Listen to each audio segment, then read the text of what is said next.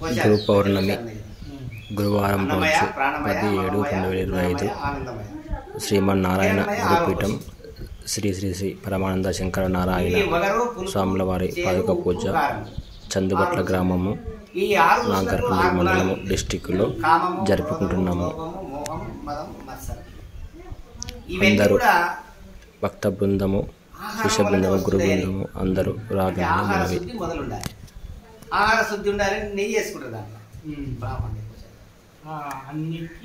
ఇది పులుపున్నా కొట్టేస్తుంది, ఉప్పు ఎక్కువైనా కవర్ చేస్తుంది. ఇట్లా అన్నిటి కూడా ఇది కావాలి. నెయ్యి అరుచి, నెయ్యి ఏం రుచి? అరుచి. అది రుచి అని చెప్పడానికి లేదు కదా.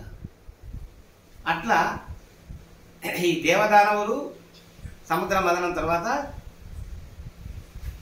ఫస్ట్ విషయం ఏమొచ్చింది, ఆ విషయాన్ని దేవతలు తీసుకోలేదు, దానవులు తీసుకోలేకపోయింది.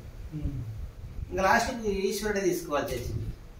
అంటే ఇక్కడ గురు శిష్యులు ఇద్దరు సమానం చేస్తే బోధ చెప్తా ఇంటూ వచ్చినాక వాడికి విషయమే బోధ అర్థం కాక వచ్చింది కదా, అర్థం కాకుండా వచ్చింది. ఇంకెవరో గురువే భరించాలి.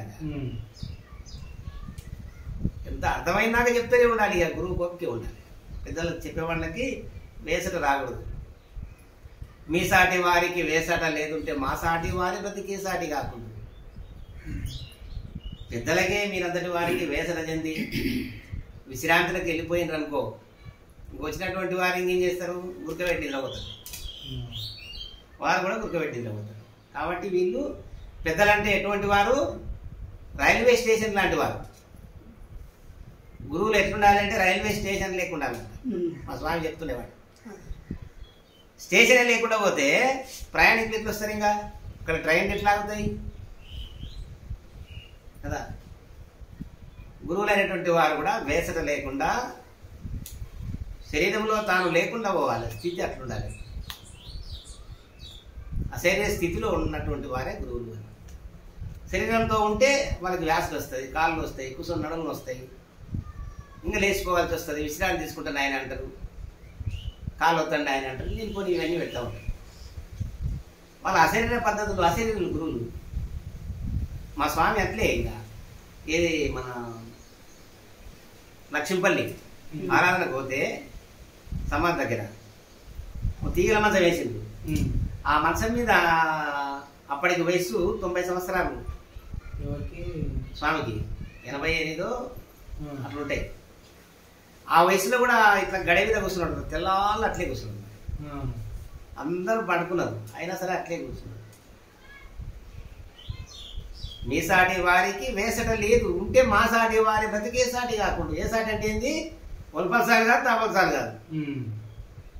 విత్తనాలు ఇట్లా వేస్తా ఉంటే ఒల్పల్సాల పడ్డ బాగుంటుంది, మలుస్తుంది. దాపల్సాల పడ్డ మలుస్తుంది. గడన పడితే మా పని అంతే అవుతుంది. అట్లుండి కర్మబంధంలో ఉన్నా అట్లనన్న కర్మలో రానిద్దాం. ఈ నిధులు కాయకుండా, ఈ పూజలకు రాకుండా అట్లే కర్మ ఇదే శాశ్వతం అని చేసి ఇల్లు కట్టి, మెడలు కట్టి, కుటుంబానికి డెవలప్ చేసి అట్లనే ఉంటుంది. ఆశలనే ఉంటుంది దాపల్సల్లా. పోని గురు సాంప్రదాయానికి వచ్చి ఇట్లా గురుసేవ చేసి తెలుసుకుందాం. నేనెవరో, నేననగనేమి, ఈ మేననగనేమి, తాననగా ఏమి అని విచారించి అతీతమైన కేవలం పద్ధతి తెలుసుకుందామని వస్తే ఇంకా వచ్చిన తర్వాత గురువులు వేసలు పడరు అనుకో, చెప్పలేక. ఇంకా ఇది రాకపోయా, అది పోకపోయా, గడవి విత్తనం వచ్చినట్ట గుడుక కొడితే పోతుంది. అంటే పెద్దలు ఎప్పుడైనా సభలలో చెప్తున్నప్పుడు ఈ వాక్యాలు నిలువవు కదా. ఇంకా అన్నిటి కానీ అట్లా వేసట చెందక చెప్తున్నటువంటి గురువు స్వీకరించవలసి వస్తుంది. ఈశ్వరుడు అమృతం వచ్చినా విషం వచ్చినా స్వీకరించినట్టుగా శిష్య పాపం గురువురఫీ అట్లా గురువులకి వస్తుంది. కాబట్టి అర్థమైంది కదా. అట్లా నెయ్యిగా తయారు చేసుకున్నాలి.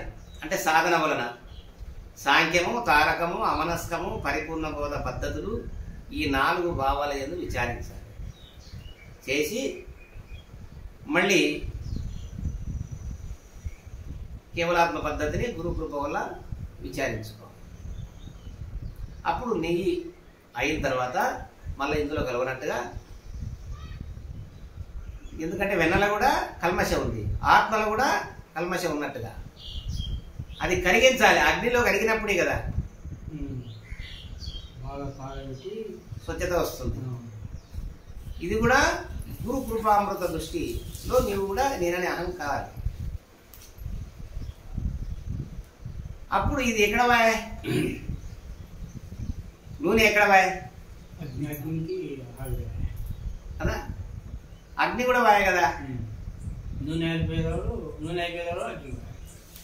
ఎక్కడ వాయ్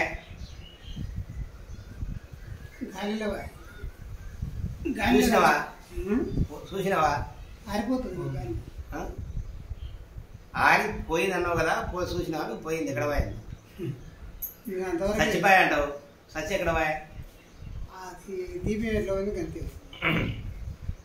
ఏ మనకి రాలేడా, నీళ్ళు ఇలా పోయిన పోసినావు ఎక్కడ వాయ్ అట్లే ఇంకిపోయింది. నీ ఆత్మ కూడా అట్లే ఎక్కడుందో అక్కడే ఇంకిపోయింది. ఎచ్చకపోయిలో నిశ్చయం మెరగదు. ఆత్మ చెడని కదా